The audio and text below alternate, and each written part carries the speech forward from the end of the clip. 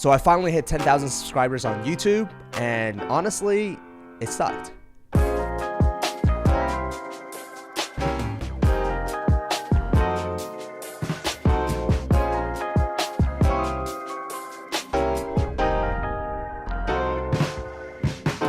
So I remember ever since I started my YouTube channel about 2 years ago, I would post content about Amazon FBA, my journey, really innocently. The camera work was really bad, not like this one. The setting was really awful. The lighting was terrible. I was using my iPhone. And to be honest, those are the times where I actually got most amount of views on my videos. It's only when I started comparing myself to other channels is when I felt like views started dropping on my channels. And I started getting more frustrated because a lot of these thoughts of me saying, hey, channel XYZ, they have 50, 100,000 subs on their YouTube channel, and I only have, 2,000, 3,000 subscribers.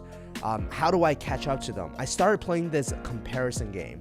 And then YouTube actually became more of a chore, more of a what's the word I'm looking for? More of a task that I have to do because I'm trying to catch up to them. And then for some reason, the 10,000 subscriber mark was kind of the milestone that I hit for myself.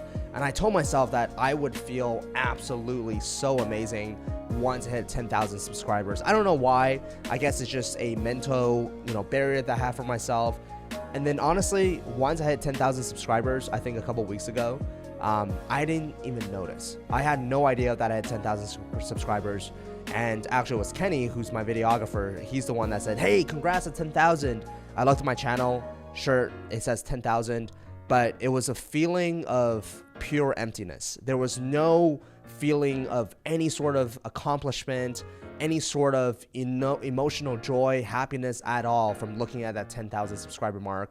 And now I understand why. And the reason why I didn't feel any sort of joy, happiness, fulfillment after I hit my milestone is because of my intention, because of my motivation. And my intention and motivation was purely based on competition, comparing myself to other YouTube channels. And one day that I hope that my channel can catch up to theirs based on the number of subscribers, based on such a empty metric that really doesn't mean anything, that doesn't have any sort of substance at all. So it's really interesting, and I think this is a very interesting lesson for some of you. You see, in the past year, I've made more money than I ever would have dreamed of. Our Amazon business this year will probably finish off at, I think, around $4 million US. That's about $5 million Canadian, something like that. I need to check the books. But, I've been doing local coaching. That's great money as well, helping other people to get started selling on Amazon. But I made a lot of money last year, right? But I think when it comes to a lot of people associating money with happiness, I can tell you right now from first-hand experience that money truly, truly does not buy happiness. And it does not my life has not 10 times or 20 times more joy and happiness with relation to how much money I've made. So let's say if I made $100,000 at my 9-to-5 job and now I made $1 million, my happiness and fulfillment didn't 10x, right? And I think a lot of that is because of why do you want to make money? What is the money going to do for you? If your intention is I'm going to make a lot of money so I can help others, I can change the world, I can impact the world, and using money as a vehicle to accomplish those things, that's going to bring you a much different sense of fulfillment than if you say I'm going to make a lot of money so that I can buy a nice car so that everybody else knows that I'm balling, I'm rich. And that's basically the same thing as me trying to hit that 10,000 subscriber base. So guys, I think it's really important that yes, all of us want to make a lot of money. Yes, money is important. Money can solve a lot of money related issues. My mom washed dishes in a Chinese restaurant when we first came to Canada. I'm sure that if we had $1 million in the bank account, she wouldn't be doing that. So yes, money can solve these money related problems, but don't let money be the end goal. Don't let money be that 10,000 subscriber base where you're doing everything you can to hit it. Because I can tell you right now that if you don't have a strong enough why, if you don't have a strong enough purpose of achieving that goal. Once you hit that 1 million, you're gonna feel super empty, or maybe you'll feel happy for 2 minutes or 5 minutes after looking at your bank account, and then from there it's just like, what now? And I think the spiral can really turn into something negative if you don't recognize that, if you don't have enough self-awareness to recognize that, and you're chasing after the next 5 million, the next 10 million, the next 20 million, the next 50, and it's just gonna be a very, very repetitive game of achieving that goal and feeling empty, achieving that goal and feeling empty.